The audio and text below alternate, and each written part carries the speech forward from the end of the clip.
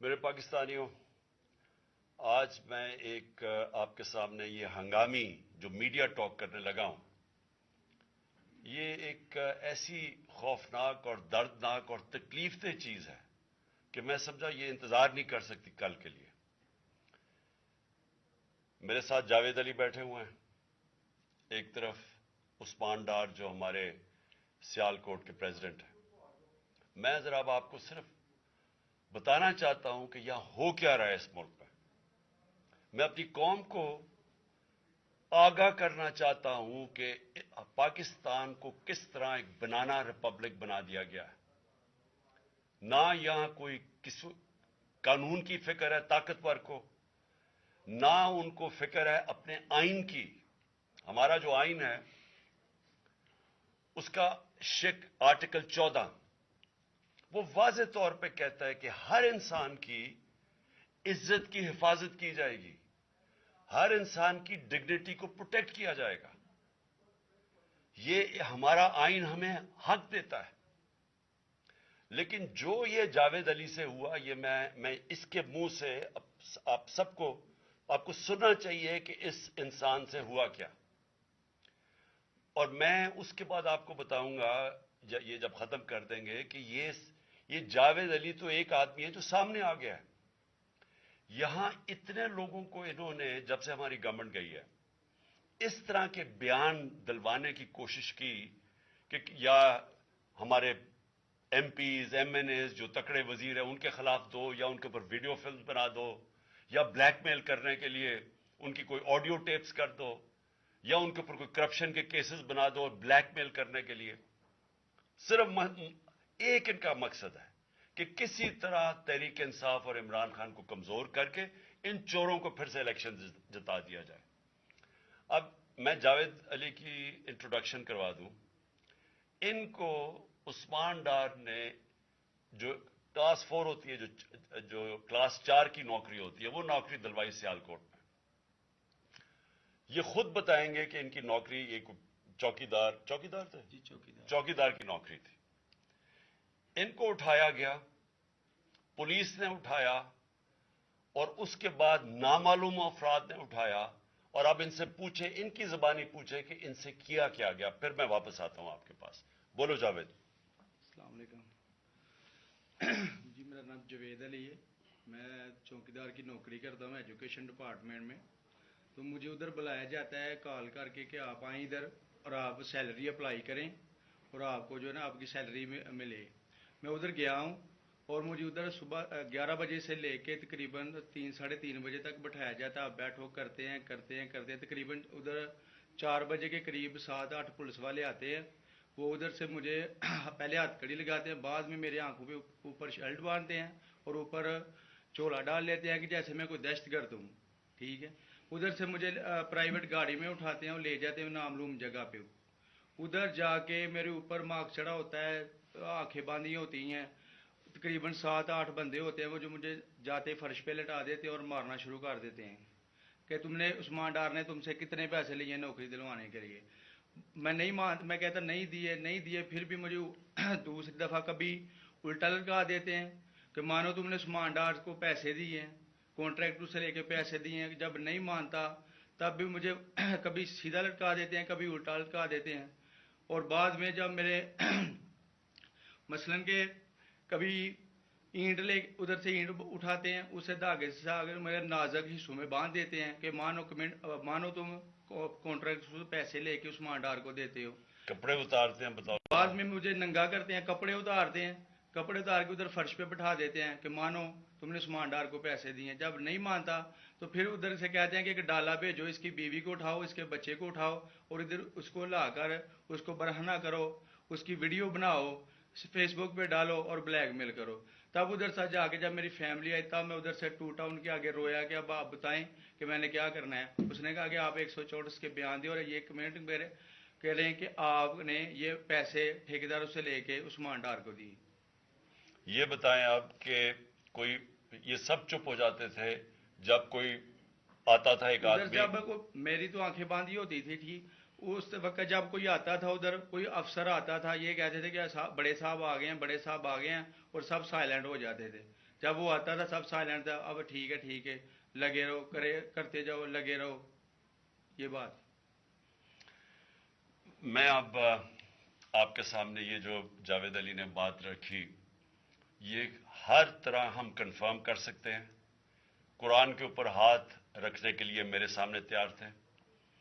یہ عثمان ڈار کو پھنسانے کے لیے، اس کو کرپشن کیسز میں لانے کے لیے، یہ ساری چیز، یہ جو اس سے 164 کا بیان دلوایا گیا، اور پھر بیوی بچوں کو ساتھ والے کمرے میں لا کے ان کو کہا کہ اس کو ننگا کریں گے. یہ سیدھی بات بتائے، بیوی کو کہا کہ اس کو ننگا کر کے اس کی تصویریں بنائیں گے اور پھر فیس بک پہ چلائیں گے. میں آج اپنی بڑے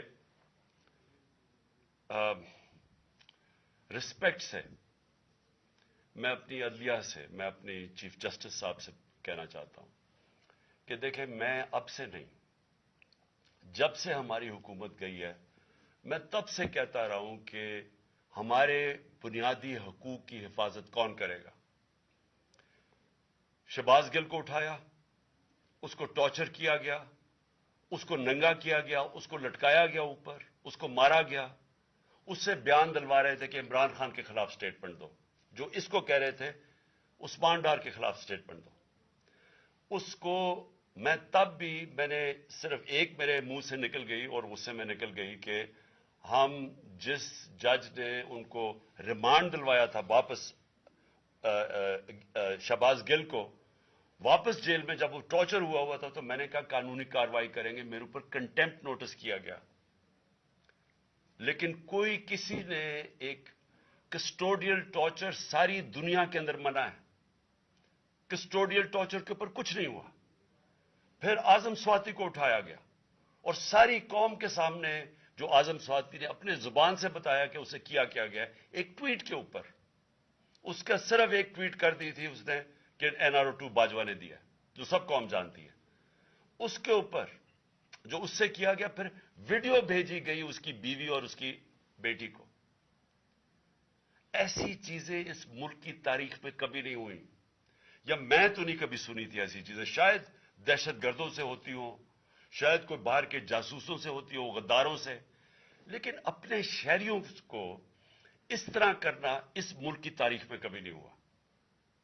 میں نے، جب مجھے گولیاں لگی، میں نے تب چیف جسٹس صاحب کو پہلے مخاطب ہوا. میں نے کہا دیکھیں، جنہوں نے مجھے یہ قتل کرنے کی کوشش کیا وہ سارے اقتدار میں بیٹھے ہوئے ہیں. اس میں یہ جو ایک آدمی ڈرٹی ہیری، جب سے جنرل باجوہ لے کے آیا یہاں، تب سے یہ تشدد شروع ہوا ہے. شہباز گل کا، اعظم سواتی کا، مجھے گولیاں لگی. یہ جو داستان آپ سن رہے ہیں، سوشل میڈیا کے بچوں سے پوچھیں، جب سے یہ آدمی آئے ان سے اٹھ کے کیا ہوا. ان کو بند کمروں میں کپڑے اتارے گئے، ذلیل کیا گیا. ایک ماں باپ نے مجھے کال کی، انہوں نے کہا ابھی تک ان کا بیٹا نارمل نہیں ہوا. اس سے اوپر اتنا تشدد کیا کہ وہ ابھی تک نارمل نہیں ہوا. اور میں ان کو کہا، جس طرح اس کو جاوید کو کہا میں نے سامنے آؤ، سب ڈرتے ہیں، نامعلوم افراد سے سب ڈرتے ہیں، اور کوئی کسی قسم کی پروٹیکشن کسی کو نہیں ہے، کیونکہ یہ قانون کے اوپر ہے، یہ جو مرضی کر لے، کوئی ان کو بچانے والا نہیں ہے. کوئی جاوید جیسے انسانوں کو جب یہ کرتے ہیں، اس کو پھر دھمکیاں دی گئی کہ تم نے یہ بتانا کسی کو نہیں ہے، تو ہم یہ کر دیں گے، ہم تمہیں یہ مروا دیں گے. تو یہ اس ملک کی، ہمارے پاس تو ایک ہی راستہ ہے، اور مجھے پتا ہے کہ عدلیہ کے اوپر پورا اٹیک ہے، یہ مافیا کا. یہ پولیٹیشین نہیں ہے، یہ مافیا ہے جو ٹیپیں بناتا ہے ججز کی، جو ہر قسم کی بلیک میل کرتا ہے. انٹیریئر منسٹر ٹیپ چلا رہا ہے کسی کی، یہ بالکل غیر قانونی چیز ہے. وہ جج کی ٹیپ چلا رہا ہے، وہ اس کی مریم وہ ٹیپ چلا رہی ہے کسی ارشد ملک جج کی، کبھی ثاقب نثار کی ٹیپ چل رہی ہے. یہ کسی مہذب معاشرے میں یہ چیزیں نہیں ہوتی. یہ کنٹرول کے لیے، عدلیہ کو کنٹرول کے لیے صرف یہ سارے حربے استعمال کیے جا رہے ہیں. میں آج اس پلیٹ فارم سے اپنے چیف جسٹس اور اپنی ہائر جوڈیشری کو، امید تو صرف آپ سے رہ گئی ہے. اس وقت جو جس طرح کا ظلم کیا جا رہا ہے، یہ نامعلوم افراد جو کر رہے ہیں اس ملک کے ساتھ، اور خاص طور پہ جو ڈرٹی ہیری ہے، میری ساری انہوں نے یہ کیسے ہو سکتا ہے کہ میری جو ساری جے آئی ٹی کی رپورٹ تھی جو انہوں نے فورینسک ایویڈنس جمع کی ہوئی تھی وہ ساری ختم کر دی ہے. ان 4 آفیسرز کو پھر اوپر بٹھا دیا جن کے اوپر پروسیکیوٹر جنرل نے کہا تھا کہ انہوں نے میری جے آئی ٹی کی ایویڈنس سیبوٹاج کرنے کی کوشش کی. اس نے ٹیررزم کورٹ کو بتایا یہ، ان کو واپس لا کے اوپر بٹھا دیا ہے. یعنی اس سے انصاف ملے گا؟ ساری ایویڈنس ختم کر دی ہے. تو ہمیں کدھر جائیں گے ہم؟ میری ریکویسٹ ہے چیف جسٹس صاحب، یہ جاوید علی کی اس کے اوپر موٹو ایکشن لیں، پتہ چلائیں کہ یہ کون لوگ ہیں. اور اوپر سے اس نے نامعلوم افراد نے اس نے سنا کہتے ہوئے کہ پولیس کے اوپر سارا الزام لگانا، پولیس کو پنچنگ بیگ بنانا اور کچھ نہ کہنا، نہیں تو ہم تمہیں یہ کر دیں گے، مار دیں گے. دیکھیں جی، وقت آ گیا ہے. میں اپنی جوڈیشری سے یہ کہنا چاہتا ہوں کہ یہ جو بھی آپ کا سب سے بڑی جوڈیشری کی سب سے بڑی ذمہ داری ہمارے بنیادی حقوق کی حفاظت کرنا ہے. یہاں جس طرح یہ رجیم چینج کے بعد جس طرح بنیادی حقوق ختم کیے گئے ہیں، لوگوں کو لاوارث چھوڑ دیا ہے، سمجھ نہیں ہے لوگ جائیں کدھر انصاف کے لیے. ہم نے ایک پرامن احتجاج جیل بھرو تحریک شروع کی. جو لوگوں کو اٹھا کے لے کے جا رہے ہیں، ان کو کپڑے نہیں دے رہے ہیں، ان کو دور دور لے گئے ہیں، کسی کو اٹک ڈرانے دھمکانے سے خوف پھیلا رہے ہیں. ایک طرف ایک پرامن احتجاج تاکہ ملک میں نقصان نہ پہنچے. اب ہماری قوم آگے مشکل میں ہے، مہنگائی میں ڈوب گئی. کبھی پاکستان کی تاریخ میں 41% مہنگائی انفلیشن نہیں ہوئی. چھوڑ کے گئے تھے 12% تھی، آج 41% ہے. ہم اس کے احتجاج کریں کہ چور اوپر بٹھا دیے، این آر او مل گیا ہے، پکڑ کے یہ حالات ہوتا ہے. سب کو ڈرانا دھمکانا، جرنلسٹ کو، صحافیوں کو، ٹی وی چینلز کو. تو میں صرف چیف جسٹس صاحب اور آپ اپنے سپریم کورٹ سے آج خاص درخواست کرتا ہوں کہ یہ جاوید علی کی کہانی سنیں، پوچھیں کون ذمہ دار ہے. کہیں تو لائن ڈرا کریں کہ اب ان کو خوف تو ہو کہ کوئی کھڑا ہے ان کے لیے، عوام کے لیے، عوام کے ساتھ کھڑا ہے.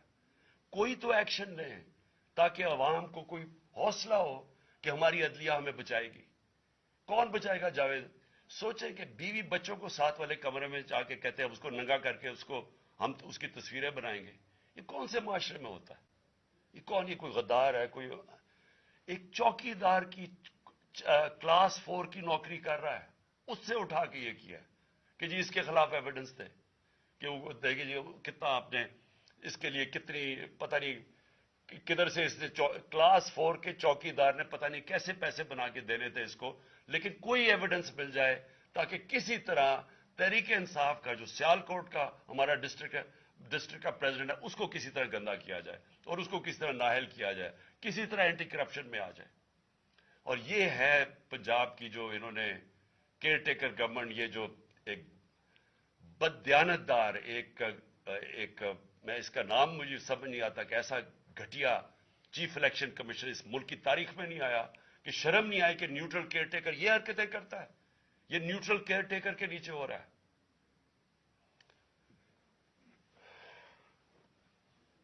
بہت بہت شکریہ.